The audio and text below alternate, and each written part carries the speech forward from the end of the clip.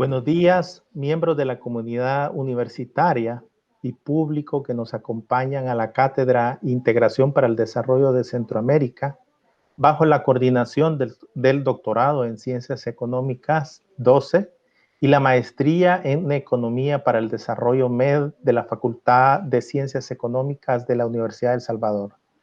La cátedra constituye una instancia de investigación y diálogo entre los diversos actores de la sociedad para abordar problemas y propuestas de política pública que conduzcan a lograr el desarrollo integral de la región centroamericana, considerando las dimensiones económicas, sociales, ambientales, políticas, epidemiológicas, etc.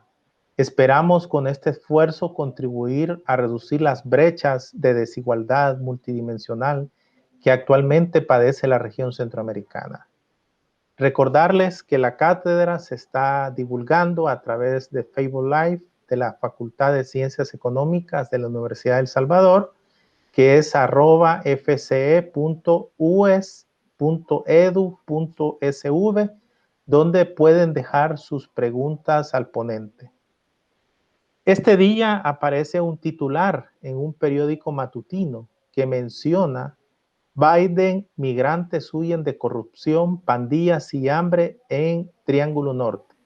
Consideramos que la ponencia de esta mañana nos dará una visión del efecto de las políticas de inmigración, en particular la deportación de convictos, en los niveles de violencia y, en consecuencia, en las intenciones de emigración en los países de origen de los migrantes. Damos paso a la ponencia de esta jornada, titulada Violencia, demanda de inmigración y boomerang de deportación, evidencia del hemisferio occidental, a cargo de don Christian Ambrosius. Él es doctor en Economía por la Universidad Libre de Berlín, con una maestría en Economía Internacional y del Desarrollo en la Universidad de Ciencias Aplicadas de Berlín. Posee un diplomado equivalente a una maestría en Ciencias Políticas en la Universidad Libre de Berlín, con énfasis en Relaciones Internacionales y Economía Política, un diploma del Programa Internacional de Ciencias Políticas y Sociales del Instituto de Estudios Políticos de París. Actualmente es profesor visitante en la Universidad Nacional Autónoma de México, UNAM, en la Ciudad de México, en la Facultad de Economía. Ha sido investigador asociado y profesor en la Universidad Libre de Berlín, en la Escuela de Economía y Negocios e Instituto de Estudios Latinoamericanos. Ha desarrollado múltiples investigaciones en las áreas de violencia, migración, sistema financiero, inclusión financiera, entre otras. Cedemos la palabra a don Christian Ambrosius para que inicie la ponencia de esta jornada. Ok, pues primero agradezco la oportunidad de estar aquí. Hablar sobre un tema que tiene mucha relevancia para Centroamérica. Que he hablado de este tema en varias ocasiones, pero hasta ahora no he tenido oportunidad de hablar de esto para un público centroamericano. Entonces me daría mucho gusto escuchar sus comentarios, sus retroalimentaciones. Entonces quiero hablarles de este tema de violencia, inmigración y el boomerang de políticas de deportaciones y evidencia de Latinoamérica y en Centroamérica en particular. Lo que realmente motivó este trabajo es las caravanas de migrantes que salieron de Centroamérica en 2018, que todos lo tienen muy pendiente y se acuerdan. Eso es lo que realmente motivó esta investigación. Lo que me interesó saber es si podemos relacionar las dinámicas migratorias en Centroamérica, en países de origen, con las políticas migratorias en los países de destino de los migrantes. Entonces, este trabajo tenía un subtítulo: La caravana migrante de migrantes fue creada en Estados Unidos. Entonces, es un poco una provocación también este título, pero no solamente, porque argumento en este trabajo de que por lo menos parte de las razones que explican migración de Centroamérica también tiene que ver con las políticas migratorias y las políticas de deportaciones en Estados Unidos. Entonces, lo que hago en esta ponencia, muy resumida, es argumentar que el retorno forzado de convictos desde los Estados Unidos genera violencia y conflicto en sus países de origen y esto causa más migración. Esto es el argumento central y gran parte de mi ponencia se trata de convencerles de que podemos comprobar empíricamente, rastrear un efecto de políticas migratorias, políticas de deportaciones sobre violencia y esto genera más migración. Entonces, lo que hago en este trabajo son dar evidencia empírica a partir de una regresión de 2 pasos. Hay un primer paso en el que quiero explicar que la entrada de convictos deportados causa violencia en los países de origen y después usar esta violencia pronosticada para explicar que esto causa más migración, ¿no? Una regresión en dos pasos.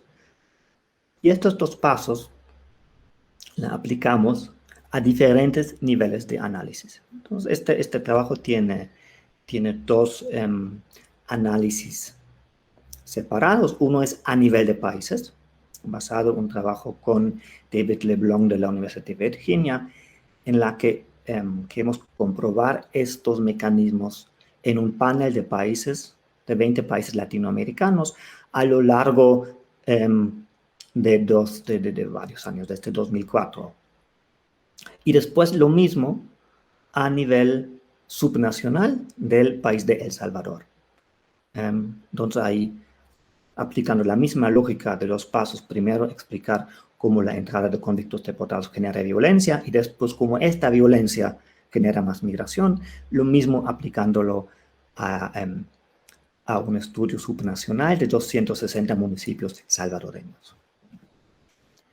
La motivación es muy clara. Nos hemos visto un incremento fuerte de la migración centroamericana. Entonces, ha habido un aumento de 10 veces el número de refugiados y de solicitantes de asilo desde los 3 países, Honduras, Guatemala y El Salvador, en pocos años, entre 2011 y 2017. Hemos visto la caravana de migrantes y también sabemos que la violencia ha sido un conductor importante de las tendencias migratorias recientes.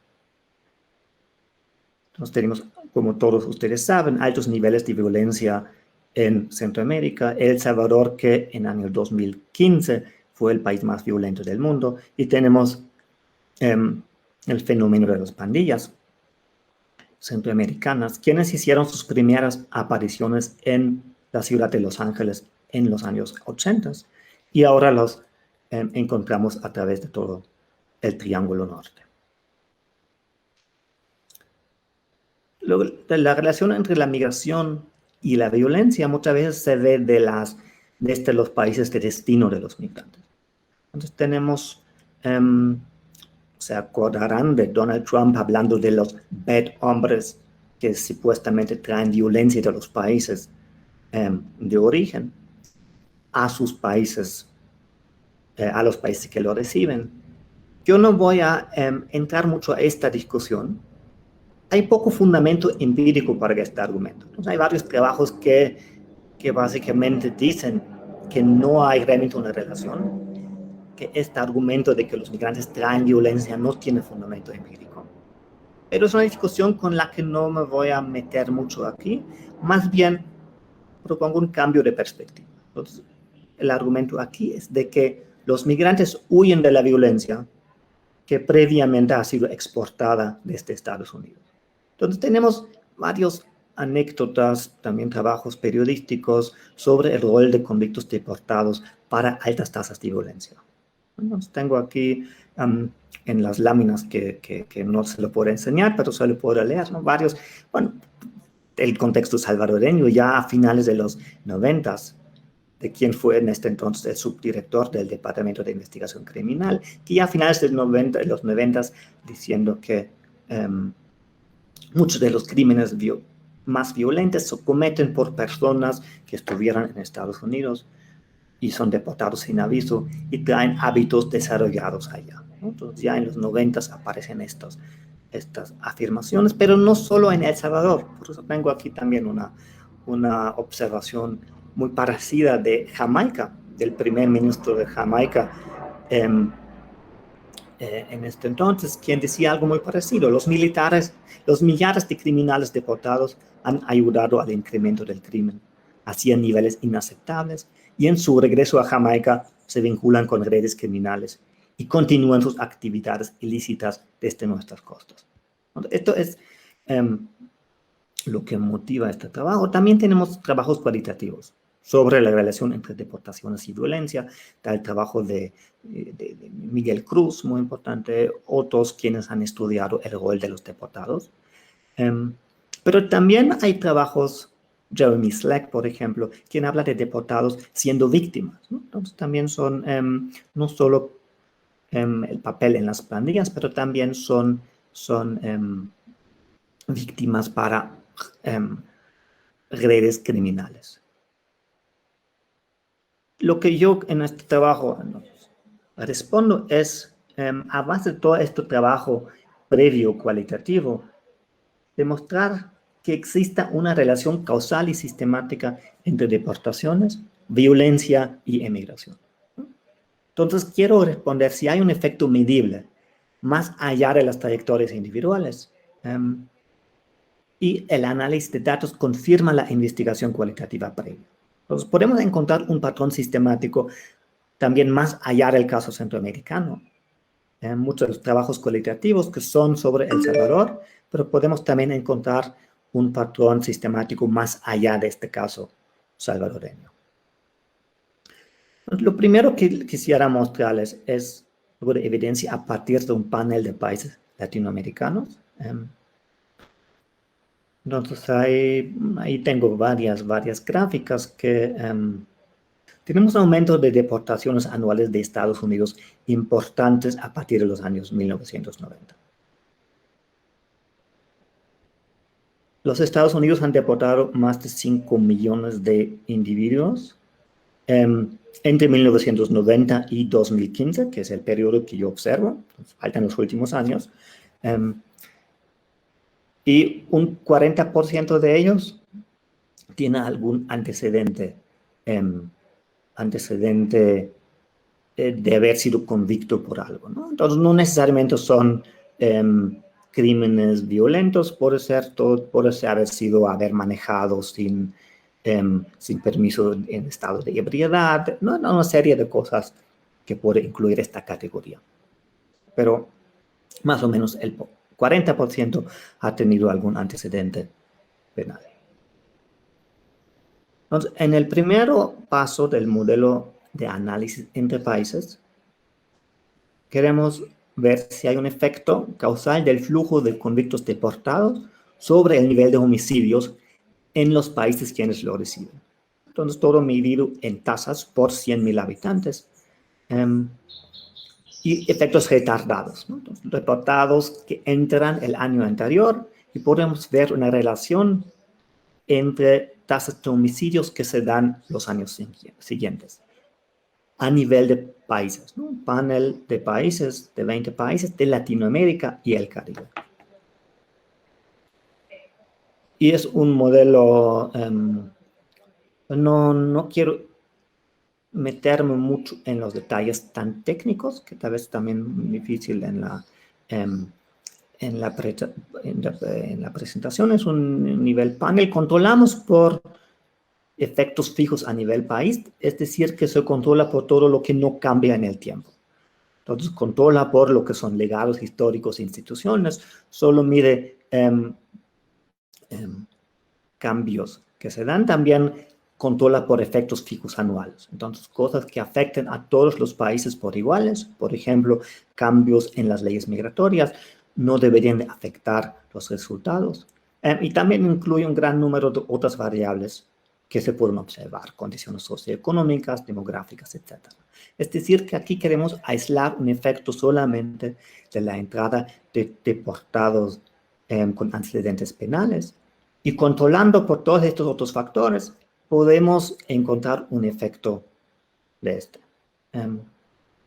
Entonces, efectivamente sí hay una relación a nivel de países entre más, si el año anterior entraban más deportados con antecedentes penales, podemos ver que los años siguientes aumentan las tasas de homicidios en promedio, ¿no? No en todos los casos, no en todos los casos por iguales, pero se ve un efecto en promedio, es de una magnitud casi de 0.2, es decir, todo se mide por 100.000 habitantes, ¿no? Entonces, en la entrada de 10 deportados con antecedentes penales en los años siguientes, se observa un aumento en promedio de 1.67 de la tasa de homicidios, también por 100.000 habitantes. Entonces, podrían decirme o preguntar, ok, ¿esto es realmente un efecto causal? Podríamos tener una causalidad inversa. Tal vez hay más deportaciones hacia lugares porque ya son violentos, o tal vez la política de deportaciones responde, los medios empiezan a hablar de las pandillas centroamericanas, eso genera un cambio en la opinión pública, entonces cambian la política migratoria, tal vez por haber leído sobre la violencia en Centroamérica. Entonces, podría ser que la causalidad sea inversa, que lo que observamos solo es una correlación y no un efecto causal. Entonces, hacemos varias cosas para también responder a estas preocupaciones, para poder descartar otras explicaciones. Entonces, hacemos una especie de regresiones placebo, cosas en las que no deberíamos de ver efectos si el argumento que proponemos es cierto. La entrada de deportados no convictos no genera más violencia en este modelo que proponemos. También vemos que la entrada de deportados anteriores aumenta la violencia, pero cambios en flujos futuros no. De hecho, no deberían de, ¿no? La entrada futura de deportados con antecedentes penales no debería de afectar violencia en el presente. Y de hecho no lo vemos, que nos da cierta confianza de que realmente vemos, realmente es cierto lo que estamos observando. Hacemos una serie de otros trabajos que tal vez no me meto mucho en estos detalles, pero también buscamos otras variaciones exógenas, estrategias para poder argumentar es realmente un efecto externo, exógeno, algo que no responde a las condiciones de El Salvador, pero es un efecto aleatorio de lo que está pasando en Estados Unidos, ¿no? Entonces, usamos la distribución de migrantes en Estados Unidos, y si tienen la mala suerte de vivir en un estado como Arizona, por ejemplo, que tiene políticas migratorias mucho más estrictas, tienen un mayor riesgo de deportaciones. Entonces, usamos esta aleatoriedad que hay en la distribución de migrantes en Estados Unidos. Entonces, si les toca vivir en estados con políticas de deportaciones más estrictas, hay más probabilidad de ser deportados, y esto genera también más violencia. Entonces, en este caso somos más seguros que esto es un efecto no endógeno, un efecto exógeno que tiene que ver con las políticas migratorias en Estados Unidos. Y es algo que también muy consistente con trabajo previo cualitativo. Y lo podemos también validar con los patrones que encontramos dentro de un caso más probable. Un caso más probable dentro de este universo es El Salvador. Bueno, voy a regresar a esto. Entonces, el segundo paso es usar estos homicidios que se pronostican para ver su efecto sobre tasas de inmigración. Entonces, pronosticamos homicidios en este primer paso, y usamos los homicidios pronosticados para explicar inmigración en el segundo paso. Aquí hay un efecto retardado. Entonces, entrada de convictos, de deportados con antecedentes penales en el primer periodo, violencia en el segundo periodo y más inmigración en el tercer periodo, ¿no? Y medimos inmigración a través de dos indicadores: aprehensiones en la frontera sur de Estados Unidos y solicitudes de asilo. Entonces, todos aquellos quienes entran no a través del sistema oficial del visado, pero que o sean aprehendidos en la frontera sur o solicitudes de asilo. Y podemos decir que esto es un efecto causal si la entrada de deportados afecta a la inmigración, pero solo a través de su efecto sobre la violencia y no a través de otros mecanismos. Y efectivamente vemos también un efecto muy claro de más violencia sobre solicitudes de asilo y también sobre aprehensiones. Entonces, podemos rastrear este efecto de políticas migratorias, deportaciones en un primer año, aumento de violencia, y esto genera más migración 2 años después. Bueno, algo que cualitativamente se ha descrito, pero también podemos ver patrones en los datos agregados.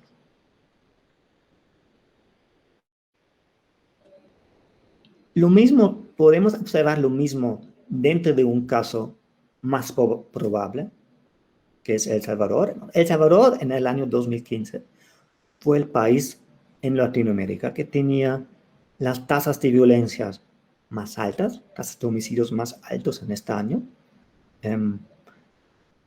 y también tenía la entrada de deportados con antecedentes penales más alta por 100.000 habitantes. Entonces podemos tomar este caso, El Salvador, y ver si los mismos patrones que vemos a un nivel agregado a nivel de países, podemos observar dentro de un país, haciendo un análisis a nivel individual y a nivel de municipios. Entonces, el caso de El Salvador, no tengo yo a explicarles tanto sobre el caso de El Salvador. Ustedes conocen el país mucho mejor que yo. Creo que lo que encontramos, o lo que tenemos la expectativa de encontrar, ha sido resumido muy bien por Carlos Dada, ¿no? Cuando él escribió: les enviamos niños huyendo de la guerra y nos devolvieron pandilleros a un país que necesitaba construir la paz, ¿no? Entonces, es realmente lo que describe lo que ha estado pasando. País que ha tenido altas tasas de inmigración a partir de los 80, la guerra civil, los 90 por razones socioeconómicas y pobreza. Hoy un quinto de la población viviendo en Estados Unidos y remesas que contribuyen alrededor del 17% al PIB de El Salvador. Entonces, y hoy a esto se agrega la violencia como un factor muy importante para decisiones de emigrar hoy en día. Y esto se debe principalmente a actividades de las pandillas rivales, Mara Salvatrucha, Barrio 18, con sus fracciones. Y ambos aparecieron inicialmente en los Estados Unidos en los años 80. Hay otra particularidad muy interesante del caso salvadoreño, es que hay una diáspora muy concentrada en las periferias urbanas de grandes ciudades de Estados Unidos. La mitad de la diáspora salvadoreña se concentra en solo básicamente 3 lugares: Los Ángeles, Washington y Nueva York con Long Island, ¿no? Entonces esto lo vemos como un destino juntos. Entonces, alrededor del 50% va solo a 3 destinos. Y con la excepción de Long Island, todos han sido lugares en donde ya había una cultura pandillera y de crimen violento antes de la llegada de los salvadoreños. Entonces, lo que pasó fue que los niños de salvadoreños migrantes fueron socializados dentro de una cultura pandillera ya preexistente. Los Ángeles, que se llamó la capital mundial de pandillas en los 80s y 90s, Y El Salvador recibió a lo largo de, bueno, entre el periodo de 1997 y 2015, unos 90,000 convictos deportados. Y eso es equivalente a 1.5% de la población en 2015. ¿No? Entonces, una cantidad importante, y no es de sorprender de que esta cantidad de deportados con antecedentes penales pudiera tener un efecto sobre violencia en el país. Entonces, aplicamos ahora lo mismo, la misma lógica de dos pasos distintos. Un primer paso, explicar qué efecto tiene la entrada de deportados sobre violencia, y después, segundo paso, qué efecto tiene esta violencia sobre intenciones de migrar. Entonces, el primero es un modelo individual. Usamos datos de una encuesta, Latin American Public Opinion Project. Es una encuesta que se repite bianualmente, cada 2 años. Y tenemos variación por municipios. Entonces, ahí entran 86 municipios. Se pregunta a personas de diferentes municipios distribuidos por todo el país. Hay 3 preguntas sobre violencia que podemos usar para identificar qué tanta percepción de violencia hay entre las personas a quienes se pregunta. Hay una pregunta es, ¿tu vecindario está muy afectado por pandillas? Una segunda pregunta es, ¿has sido víctima de violencia o de crimen durante los últimos 12 meses? Y ¿sientes que tu vecindario es muy inseguro? Entonces, usamos estas 3 preguntas. Y queremos ver si esta varía según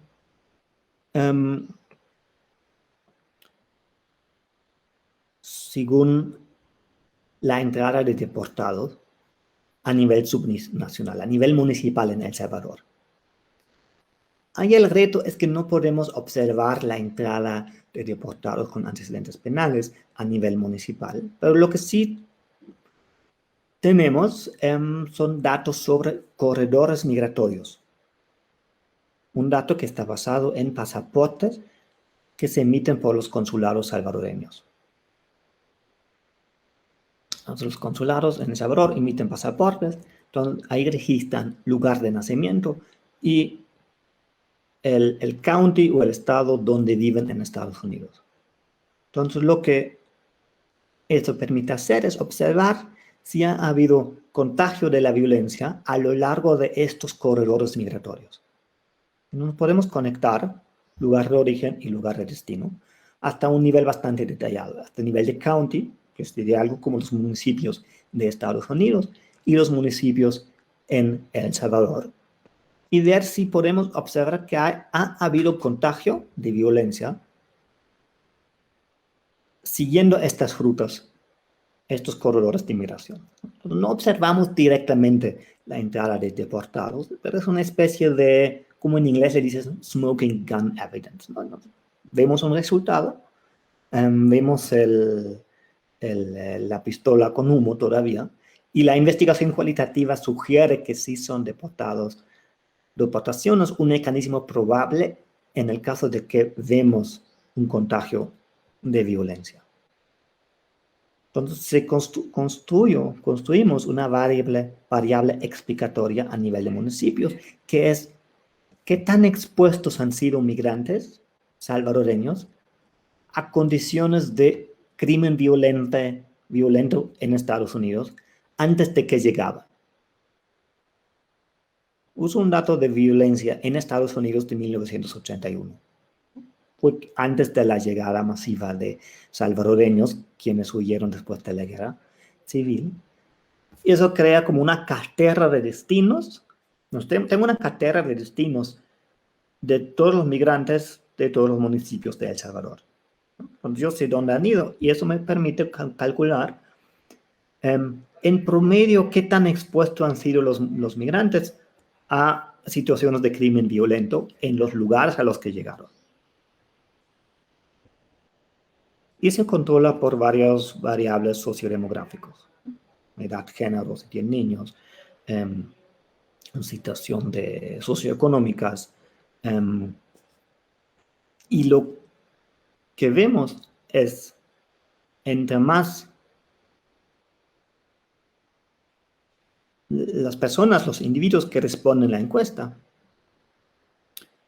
identifican más violencia o más presencia de pandillas, más probable de haber sufrido un crimen violento, se sienten más inseguras si viven en municipios quienes tienen portafolios de migrantes en lugares en Estados Unidos donde existía ya mucha violencia, mucho crimen violento antes de llegar.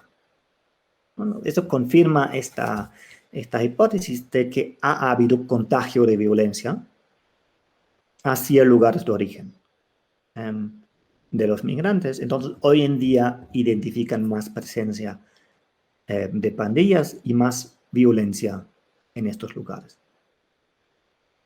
Y también, eso es el segundo paso del análisis empírico. Pronosticamos su percepción de violencia. Y cuando hay más percepción de violencia, también hay más intenciones de migrar. Entonces, entre más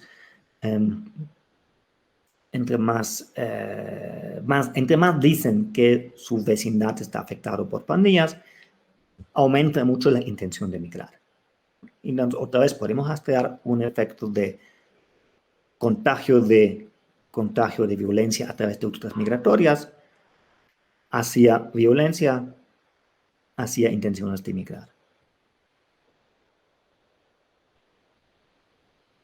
Podemos enfrentar ciertas limitaciones del análisis a nivel personal. Uno es que las intenciones migratorias no necesariamente se traducen realmente en inmigración actual. Puede ser que sea una intención nada más, pero no todas las intenciones llevan realmente a inmigración. Y la percepción personal de violencia y seguridad tampoco es necesariamente un indicador objetivo, ¿no? Entonces, pueden personas sentirse inseguras, incluso si no hay pandillas o si en su vecindario o la cercanía. Entonces, podemos confirmar el mismo efecto a nivel municipal de forma agregada. Entonces, también es difícil medir la presencia exacta de pandillas a nivel municipal. Entonces, lo que yo hago en lugar de esto es usar la tregua que ha habido entre pandillas rivales en 2012. Entonces, como sabrán, en marzo de 2012 se negoció una tregua en las cárceles de El Salvador, ¿no? Lo que fue después revelado por el Faro, y esta tregua duró aproximadamente un año, ¿no? No tenemos como una fecha exacta de cuándo se terminó la tregua. No, duró más o menos un año, y eso nos permite separar violencia de pandillas de otros tipos de violencia, porque lo que yo mido ahí es, en cada municipio calculo cuánto cayó la violencia como resultado de la tregua, y esta caída de la violencia uso como un indicador que tan presente han sido las pandillas, ¿no? Entonces no es un indicador perfecto, pero vemos mucha variación. Entonces la dificultad es que puede haber muchos homicidios que no se asocian con las pandillas. Puede haber una violencia que no necesariamente es violencia que podemos asignar a las pandillas. Entonces, esto nos permite identificar o aislar una violencia una tasa de homicidios que probablemente tiene que ver con pandillas. Es ahí donde tenían con la tregua una influencia, un impacto sobre las tasas de homicidios. Y esto lo uso para identificar municipios donde hay más presencia de pandillas.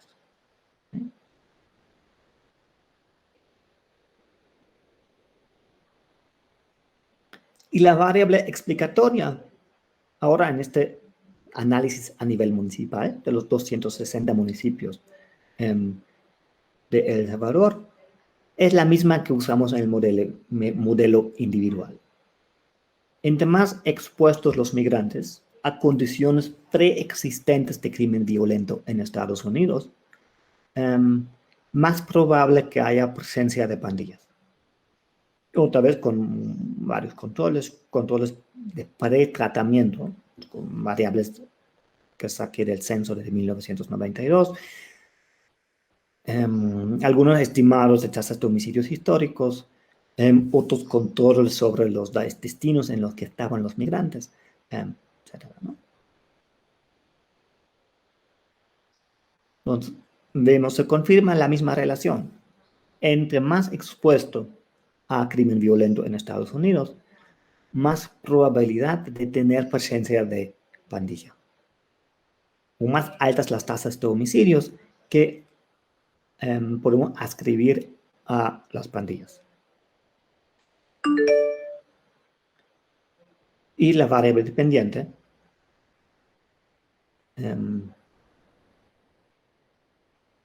y lo mismo, ahora la misma lógica aplicado al segundo paso. ¿Podemos relacionar esta violencia con más inmigración? También difícil de medir exactamente la tasa de inmigración a nivel municipal, pero hay una encuesta en la frontera mexicana, la encuesta de la IMIF Sur, una encuesta en la frontera mexicana, que pregunta a los migrantes. De hecho, se hace la pregunta a migrantes retornados, los migrantes que en su intento de migrar no logran llegar, son retornados. Entonces se hace la encuesta dónde fue su última residencia. Entonces se puede identificar, no es una, de qué municipios salen más migrantes en un periodo entre 2011 y 2015. No es una exacta tasa de migración, pero por lo menos nos identifica si de un municipio en este periodo han salido muchos migrantes. Y también se confirma la misma idea. Donde hay contagio de violencia hacia El Salvador y donde observamos este contagio, también hay más intensidad migratoria. Bueno, ¿cuál es la conclusión de todos estos estudios de mucho análisis de datos realmente? Entonces, este trabajo es de coleccionar datos en diferentes niveles para buscar patrones en estos datos que confirman argumentos, hipótesis, trabajos cualitativos previos. Y lo que vemos es que realmente la deportación de migrantes con antecedentes penales incrementa la violencia en lugares de origen. Y vemos evidencia muy consistente en diferentes niveles de análisis. Entonces se ve un patrón a nivel de países latinoamericanos y se ve el mismo patrón también en el caso subnacional de El Salvador, usando variación regional dentro del país, entre municipios, zonas que tienen fuerte presencia pandillera y zonas que no tienen. Y esto complementa investigaciones cualitativas previas. Entonces, la investigación cualitativa nos puede hablar más sobre los mecanismos, ¿no? Entonces, son trabajos que complementan. Lo que yo puedo ver con estos datos es que hay patrones más allá de los casos o las trayectorias individuales de personas. También es importante reconocer que, la pregunta, ¿qué tan especial es el caso de El Salvador? El caso de El Salvador es tal vez el más estudiado en cuanto a esta pregunta, pero parece haber patrones también entre países que no aplican solamente para el caso de El Salvador o Centroamérica. Entonces, también en el análisis de países vemos que las mismas relaciones se ve en otros países latinoamericanos. De hecho, tengo otro trabajo sobre el caso de México, donde también hago un análisis a nivel municipal con un enfoque diferente, pero también veo que con un mayor riesgo de deportaciones aumenta el retorno y este mayor retorno genera más, o se traduce, se refleja en más crimen violento a nivel municipal en México. Entonces, hay trabajos complementarios y consistentes entre ellos. Entonces, el argumento ahí, pues, principal es, y por eso el título de este trabajo y de esta plática, que hay un boomerang de políticas de deportaciones, una larga sombra de las políticas de deportaciones, de las políticas migratorias, que se reflejan en condiciones en los países de origen.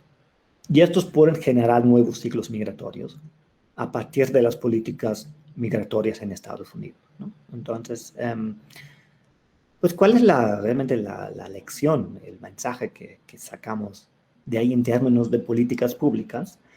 Creo que no es tan obvio y no tengo ahí a la vez lo dejamos también para la discusión y la sección de preguntas. ¿Cuál es la conclusión de estos? Creo que primero es importante reconocer que hay una interdependencia entre las políticas migratorias de Estados Unidos y lo que ocurre en los países de origen, en Centroamérica. Y el construir muros y cerrar fronteras no resuelva esta interdependencia, ¿no? Entonces creo que hay una complejidad, hay más complejidad que requiere respuestas, que toman en cuenta condiciones sociales, estructurales en los países de origen.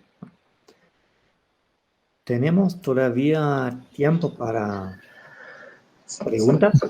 Sí, buenas tardes. Cristian, te agradecemos. Voy a tratar de hacer un esfuerzo de síntesis de tu ponencia, si tú me lo permites. Primero, es importante contextualizar dentro de la administración norteamericana los dos enfoques que ha manejado tanto la administración Trump y Biden, enfoques, en mi entender, digamos, diametralmente opuestos sobre la migración, pero en la realidad, digamos, Donald Trump no ha hecho sino abusar de la maquinaria que construyó Barack Obama, como lo explica la abogada especializada en migración, Amy Maldonado, ¿verdad? Entonces, Trump deportó casi 750,000 y Barack Obama en un año deportó 400,000 personas, ¿verdad? Entonces, creo que hay elementos estructurales en cuanto a esa visión negativa de la inmigración ilegal. Y por otro lado, creo que tu trabajo de investigación tiene importantes implicaciones a nivel de política pública y creo que deben de ser retomadas en este entorno en el cual el presidente Joe Biden está diseñando una estrategia regional de 4 años y 4,000 millones para abordar los factores que impulsan la migración desde Centroamérica. En opinión de ellos, digamos, debe de movilizar inversión privada a la región, mejorar la seguridad y el Estado de Derecho, abordar la corrupción endémica, priorizar la reducción de la pobreza y el desarrollo económico. Por tanto, entonces, la primera recomendación de política pública que yo encuentro en tu investigación, que vale la pena tomarla en cuenta, es que la deportación de convictos tiene enormes costos sociales, humanos y económicos en los países de origen de los migrantes. Esto al mismo tiempo nos lleva a demoler toda esta retórica, ¿verdad? El efecto de las deportaciones sobre el crimen y la violencia en los Estados Unidos ha sido nulo, así como los posibles impactos negativos sobre el Producto Interno Bruto y el empleo. Sin embargo, esta deportación de convictos sí está alimentando la violencia en los países, como tú nos has demostrado, dado que estos países carecen de una institucionalidad de una estructura social adecuada para controlar la propagación de los niveles de violencia, y donde estos deportados enfrentan oportunidades económicas limitadas y al mismo tiempo se les estigmatiza, ¿verdad? Un peligro además que todos comparten es que obviamente alimentan y transforman redes delictivas a nivel transnacional. Y estas políticas, obviamente, lo que está sucediendo en los países del Triángulo Norte es que está dando un efecto boomerang, lo pones tú así, que crea nuevos ciclos de inmigración, por lo que como política debería desincentivar la nueva migración, y esto es contraproducente. Entonces, una variable que debe tomar los Estados Unidos es frenar la deportación de personas que han estado en las cárceles. Creo que la institucionalidad que tiene los Estados Unidos es diametralmente opuesta a la escasa institucionalidad de los países de Honduras, de Guatemala y El Salvador. Y esto, en mi opinión, eso es un gran valor añadido de tu investigación, en mi opinión generaría más efectos positivos que realmente una transferencia de 4.000 millones de dólares, y donde siempre se tiene una visión sesgada de los orígenes de la migración, que son por factores endógenos en los países.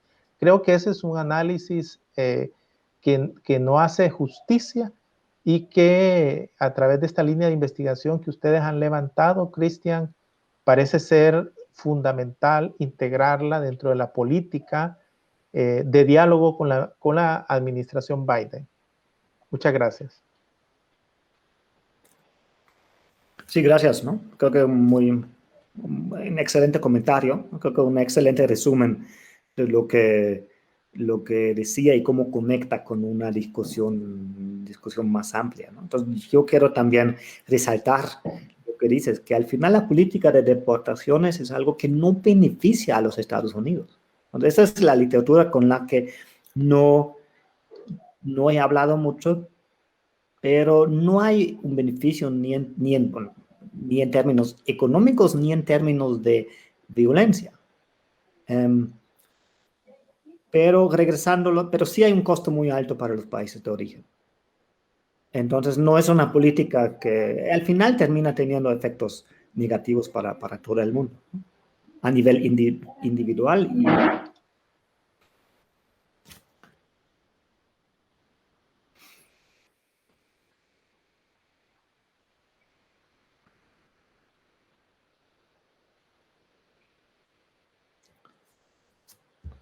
¿Está apagado el micrófono? Perdón. Vamos a esperar unos minutos para esperar las posibles preguntas que te hagan, ¿verdad?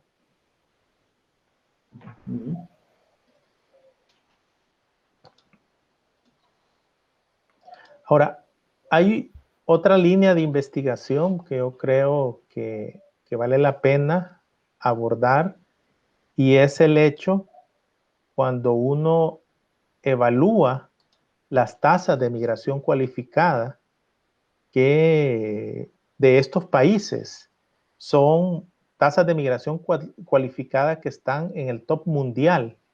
Por ejemplo, en el caso salvadoreño, entre 1990 y 1995, el 29.1 de la migración tenía educación terciaria. Si separamos por género, las mujeres, el 30.3% de mujeres de tasas de inmigración tenían educación terciaria, y los hombres el 28.2%. Si nos vamos a educación secundaria, por igual, vemos que las tasas de migración suman 2 dígitos, mujeres 25.2% y hombre 29.2%. Entonces, a la par que nos está la administración norteamericana está inyectando deportados digamos, con historiales delictivos, se está dando una descapitalización de estas sociedades que a la larga impacta también en los trabajadores que se quedan, reduce los niveles de productividad laboral, reduce el crecimiento a largo plazo y obviamente esto genera es otra variable más que hay que sumarla a este boomerang que tú has encontrado. Es que también la importante ahí es reconocer todos estos factores estructurales en los que se desarrolla la migración. Entonces hay una decisión individual que responde a una situación en la que, bueno, hay un fenómeno muy heterogéneo, la migración, que puede responder a una situación de huir de violencia, a patrones, condiciones socioeconómicos. En la migración calificada a oportunidades laborales y de trabajo, ¿no? Nos vemos mucho, no solo en El Salvador y Centroamérica, en muchas partes, personas que tienen un buen perfil, potenciales, inteligentes, buena educación, que buscan oportunidades para desarrollar sus habilidades, ¿no? Y ven que estas oportunidades no se dan en sus países. Para el desarrollo. Exacto. Y buscan oportunidades, ¿no?